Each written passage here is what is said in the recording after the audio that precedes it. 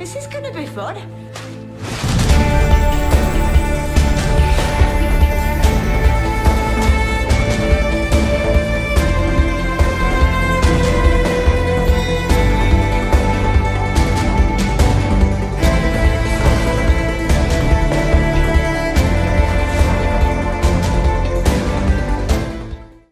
What's going on, guys? This is the Entertainment Critic here. Welcome to my review for Doctor Who Series 11 Episode 8, otherwise entitled The Witchfinders. So, I'm doing this review slightly differently to what I usually do. It's not too different, it's just starting off with more negative things and then going into the positive things towards the end of the episode, just because I just feel like being more positive. So, the way it's going to be structured is I'll go over the generic plot of the episode first, then I'll go into more specific things that I didn't like, and then I'll go into end off the video with the things I did like about the episode. So, getting into it, the generic plot of the episode was the Doctor lands in 17th century Lancashire. It was an accident, the TARDIS took her there. Obviously, it wasn't an accident in terms of the TARDIS, we know better than that. In the lore of Doctor Who, the TARDIS always takes the Doctor where she needs to be, or where he or she needs to be, at any point in time and space. So obviously the TARDIS thought that the Doctor needed to be here, and we actually find out why. Because this woman called Becca had actually been ducking,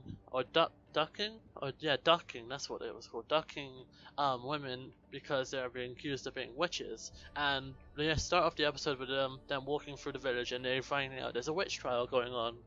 And this old woman, who we actually find out is the grandmother of Willa, which is another one of the main characters in this episode, was being trialed for being a witch. And she gets ducked, the Doctor jumps in after her and tries to save her, but she turns out to be dead.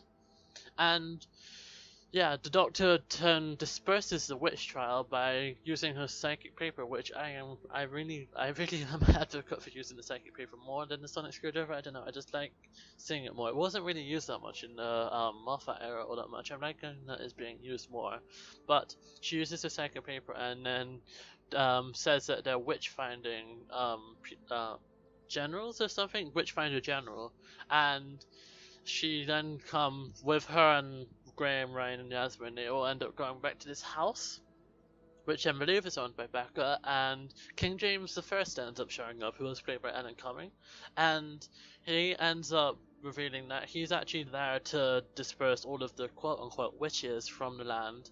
And this place that was named in the episode, I don't believe it actually exists in real life, and that is because that was actually explained in the episode right at the end.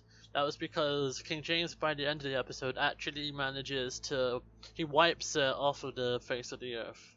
Well, he wipes it from all maps, so nobody would ever know what happened there. So, anyway, moving forward with the plot,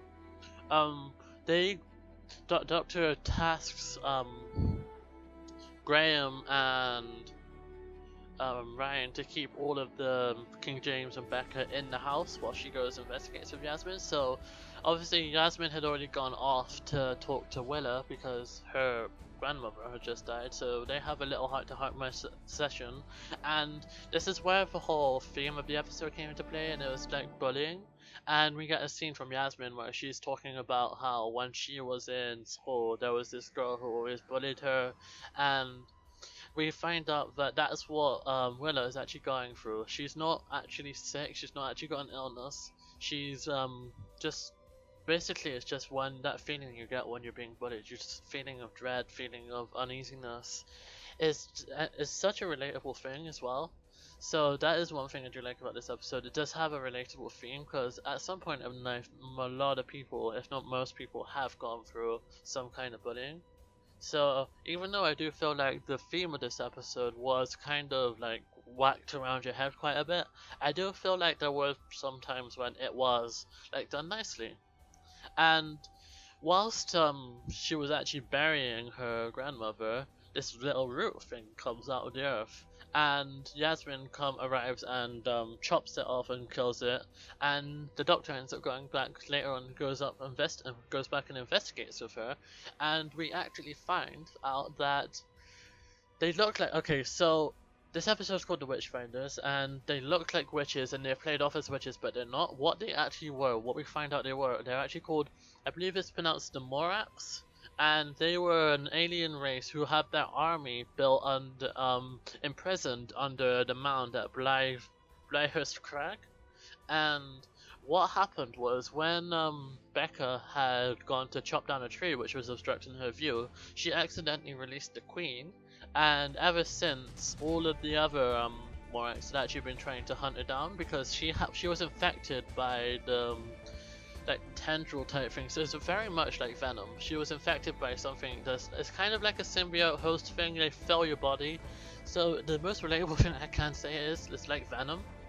And I really do like this concept of this villain, and it was so nice to actually have a villain which was actually evil. It was an alien race which was actually evil, because we had the Shivarians, or the aliens from Demons of the Punjab, and they weren't actually evil.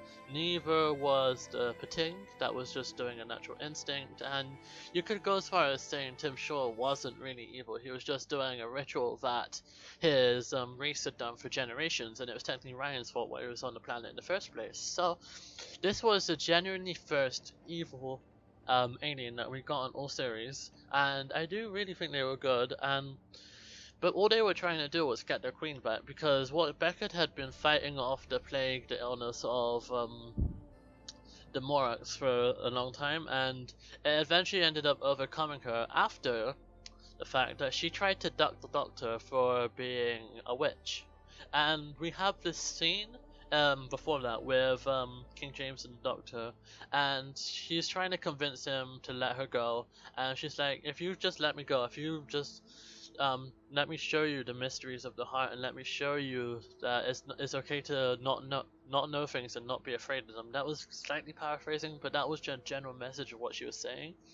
And you could tell that he was in the middle of the morals. He wanted to protect his kingdom because he believed that there were witches in the land, and he believed that she was a witch, but he also wanted to believe her. You could tell in the look on his face, and that was one of the things I do like about Alan Cummings' acting and his facial expressions. You can tell that he does have he's on the middle of the morals of this story. And the Doctor ends up being put on trial for being a witch, and I really do like this reference. There's been so many references to past historical figures of famous people that the Doctor keeps mentioning, and she gets ducked, and they pull her back up, and she's not there. She comes out of the water, and like, "Are you looking for me?" It's like, "Oh yeah, those years with Houdini really paid off." Like, she escaped the ropes because she'd been with Houdini. I thought that was hilarious, and then we actually see the Morax come out. They come out after Becca, and she ends up turning into the Morax Queen.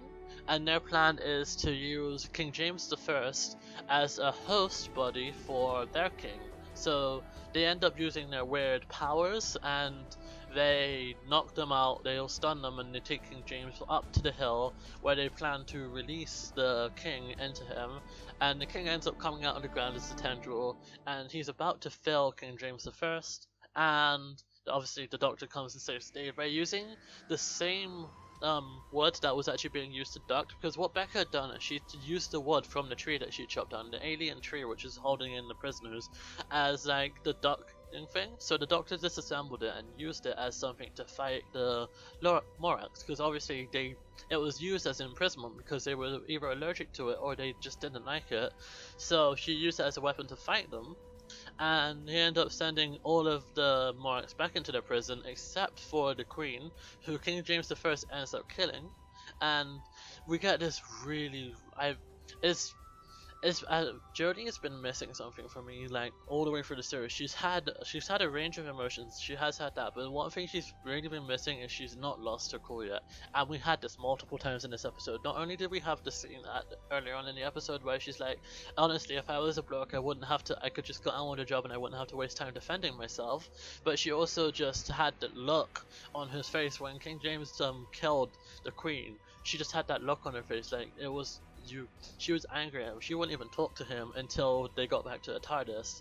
And when we get back to the TARDIS, my favorite part of the episode actually happens. Well, maybe the Doctor's little thing about defending himself was maybe it might be tight my favorite part, but the last part is like any advanced form of science is indistinguishable from magic, and we're about to prove him right.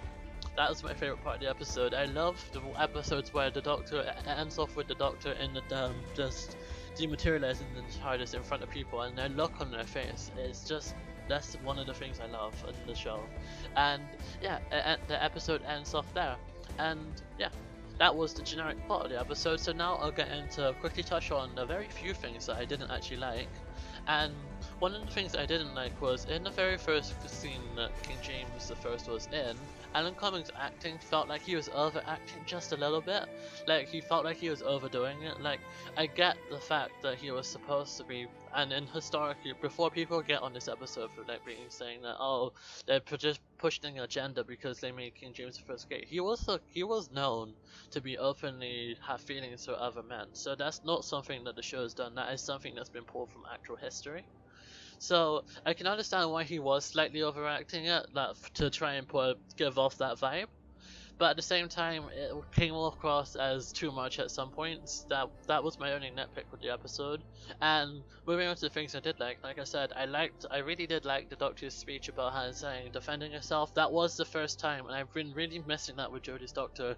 She hadn't lost her cool. Like I said, she hadn't lost her cool very much or at all throughout the entire season. Like, I'm not sure if it was just the way Jodie was acting it or if it was just the line she was given, but at no point have I ever felt like she's actually been angry, and this was the first time that came across, and now I'm really starting to like feel her as in this role, and it feels like she's finally got her feet in this role, and I'm really enjoying it. Moving on, I do like Graham and Ryan's dynamic in this episode, and Graham in the hat. Oh my god, Bradley Walsh in that hat was so funny. They need to get him more hats throughout the series. I did like how the Doctor actually faced consequences for being a woman in the past. That sounds a bit weird coming up, but it was something that I knew was going to happen because obviously it was an episode about the witch trials, and she has a magic wand. Essentially, that's what they ended up calling her sonic screwdriver, and she has knowledge from beyond what they would normally know. So obviously, she was going to be tried as a witch. I like her scenes with King James where she was tied up and talking about matters of the heart. I did like that. Um, I really did like the Morax in this episode. Like I said, it's good to get back to having a villain that is actually evil, and there's not an ulterior motive of why they're doing bad things. It's not like doing bad things for a goodish cause, or it's just doing bad things just because it comes across as bad from our point of view. They were actually bad. They wanted to take over the world, and that was something I thought the show had been lacking throughout the series. And it was good to have that at last. What else was there? I liked how dark this episode really got. It wasn't afraid to be dark. They showed people dying. They showed the witches, and they didn't hold back on it. That is one thing I did like about the episode. Yeah.